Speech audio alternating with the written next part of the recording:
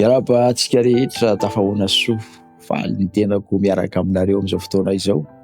Ifampivavaka isika ny namana hanitra no manana tombavaka sy atombavaka irina mba hovalian'Andriamanitra. Andeha hivavaka ho azy isika satria misy toetra iriny mba ho alan'Andriamanitra eo amin'ny fiainana, manimba ny fifandraisany amin'Andriamanitra ary mety hanimba ihany koa ny fifandraisany amin'ny hafa. Andeha ho antsika mivavaka izany mba hahatonga azy tonga vongana mamiratra ifanaraka amin'ny sitrapon'Andriamanitra ho an'ny hafa ihany koa. Hivavaka isika. Raha eo misaotra satria nomenao tombontsoa izahay ifampivavaka toy izao. Ankehitriny ny tenako dia manandratra izao vavaka izao ho an'ny anabavy anitra izay manana toetra izay fantany fa tsy mahasoa tsy tsara eo amin'ny fiainany, manimba mazana ny fifandraisany aminao ary manimba ihany koa mazana ny fifandraisany amin'ny hafa.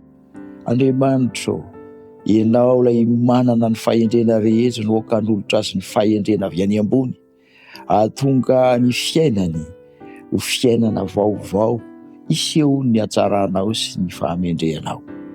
Izay rehetra dia manana ny fahalemenay, irinay izany mba ho levon'ny fanatrehan'ny fanahinao isan'andro ao anatinay. Koa isitrakao Tompo, dia maneho ny fahagagana avy aminao an'izany mpampivavinao izany ka ny fiainany lasa rehetra sy ny teo aloha talohan'izao fotoam-bavaka izao anie dia ho adino sy tsy ho hita eo amin'ny fiainany, ho adino ny koa ireo faharetsiany fa ny fahatsaranao kosa indray no hipotra eo amin'ny isan'andro.